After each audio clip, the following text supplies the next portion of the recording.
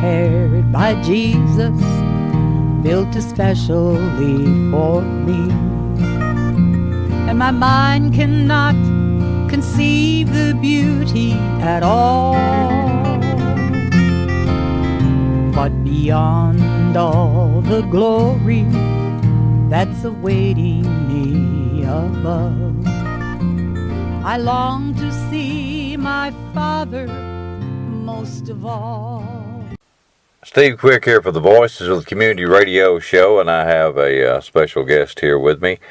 Back several months, Sandy Brown had found a biography of a woman named Connie Hall, and we thought it was this Connie Hall that I'm talking to now, but apparently it was not, and we made our apologies to Miss Connie, and she's back with us now, and we have the right Connie Hall, and her legal name is Constance Alma Hall. And may I say, Connie, it's okay to call you Connie, right? Absolutely. All righty. Well, we just wanted to, just explain that we were very sorry that we had got the wrong one, and really it was to our advantage, I guess, because you are a very, very beautiful person and have written some great songs, and are now getting the notoriety that you should have gotten all along. And thank you, Steve. I'm talking to you from where now? You're in Wisconsin? Eagle River, Wisconsin. All right. Way up north. You is that where you called home? Is that where was your birthplace? I was born nearby here, but I was 5 years old when my parents moved to Eagle River, and so I've lived here most of my life. Well, it's just a pleasure to talk to you this morning, and of course, Roger Woods, Senior of Roger Music Promotions, has asked me to talk to you today and just elaborate on a lot of your music and everything. Of course, one of the first songs that you pitched my way here, first listened to, is "Seeing the Lights of Home." Can you elaborate about that song, "See the Lights of Home"? I sure can. Actually, I wrote this one for my father. He was a minister many, many years. He was dedicated very much to his work for the Lord. He didn't receive a salary from our little mission church. He also worked as a logger in the woods to earn money to support our family. Well, I'll tell you, that's a wonderful thing. Yes. As he grew older, he developed what is known as Parkinson's disease, where he could not care for himself anymore. I saw him struggle to feed himself, to swallow his food, or even speak words. He got where he couldn't talk. It grieved my heart so much to see how my father had deteriorated. And as time went on, I reflected a lot on his thoughts and feelings about where he was at. And I knew that he wished only to go home to be with Jesus and to be with my mom. Right. And so that's how this song came to be written, "I See the Lights of Home."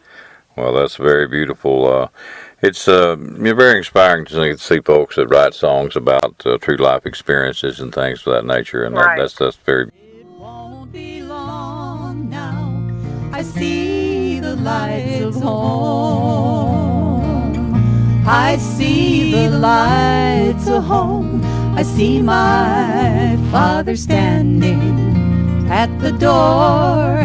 He's just waiting there to welcome me when time shall be no more.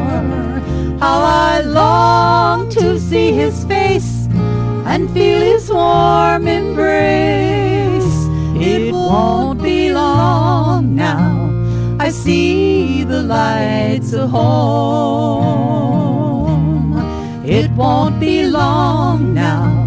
I see the lights of home.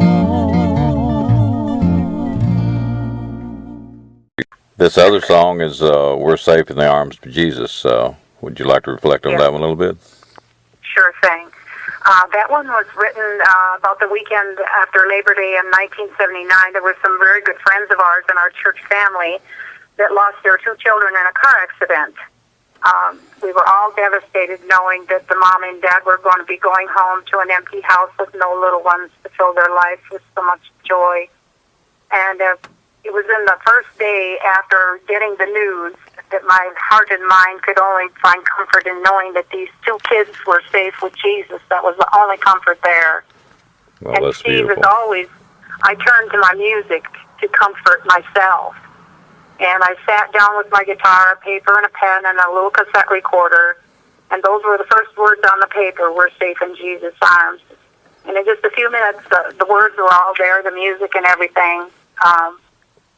And I guess I'd like to say that that is how the Holy Spirit operates. He's the comforter. Right. And so I know that the words, the music, it all came from the Holy Spirit.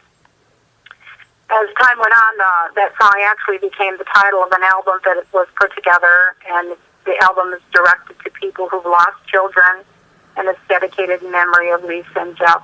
So it was kind of a special thing. Special thing, right. Our leaving you has caused you pain. We know that this is true, but we're so glad that Jesus is looking after you. And we're safe in Jesus' arms, safe from all of life's harms, safe on his gentle breast. Forever we will rest. Well, this last one here that we like to acknowledge today is "From the Bottom of Your Broken Heart." What inspired that song? Well, I had not written a song for over 16 years. I knew that God had put in my heart and in my life to be used of him to reach out to other people, and through some of the really tough things. You know, people go through hard things, and music is always a comforter. However, circumstances had put myself in an awful place where I wasn't using my music. It had gone on the shelf for a lot of years. And then about a year and a half ago, I had an episode at home here where I know that God's heavenly angels picked me right up off my living room floor. They spared my life from a deadly heart rhythm that doctors told me later people don't come out of without medical intervention, the paddles or something. Right. So it was a miracle that God raised me up. And a few months later, my life had some other tragedy that came. I find myself calling out to the Lord, and one day a dear friend from church came by to visit me, and she shared some of the pain from her past, where she was crying in her pillow night after night for her daughter. And God spoke to her one night, and he said, "Mary Beth, will you praise me from the bottom of your broken heart?" And the minute she spoke those words, the minute they come out of her mouth, I knew that I saw you wounded and broken, and in the dark, so afraid, there was no light for you to find your way.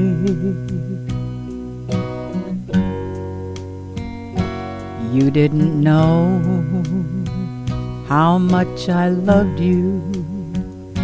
You couldn't see what I had planned, so you crouched in fear.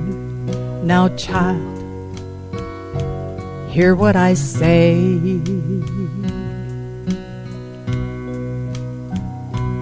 Won't you praise me from the bottom of your broken heart?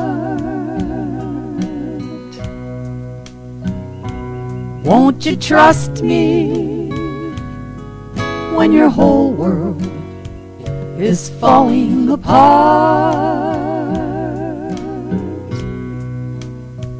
I want to bring new life to you, something that you never knew. But you must praise me from the bottom of your broken heart.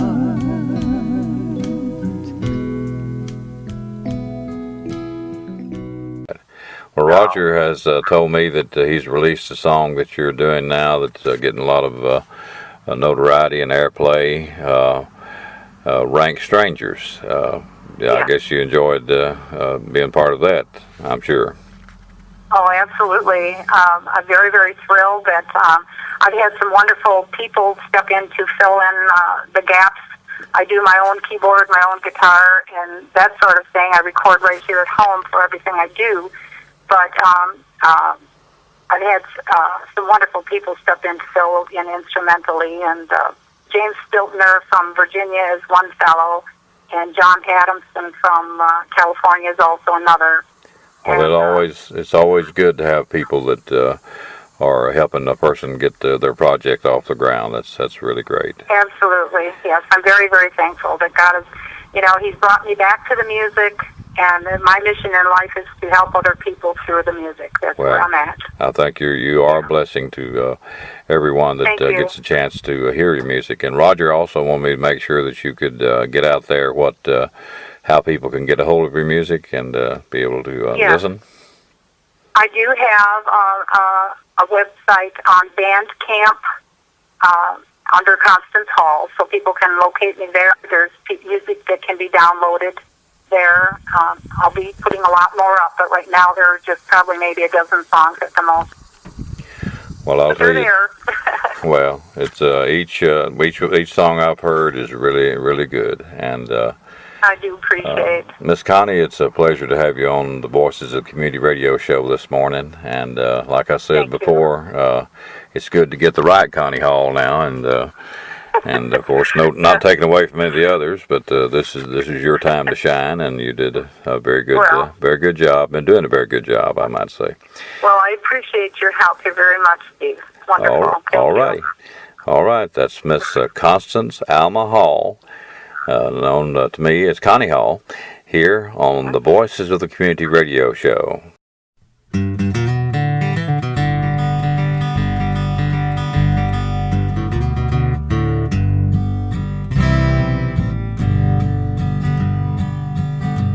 I wandered again to my home in the mountains, where in youth's early dawn I was happy and free. I looked for my friends, but I never could find them. I found they were all rank strangers to me. Everybody I met seemed to be a rank stranger. No mother, no dad, not a friend could I see. They knew not my name, and I knew not their faces. I found they were all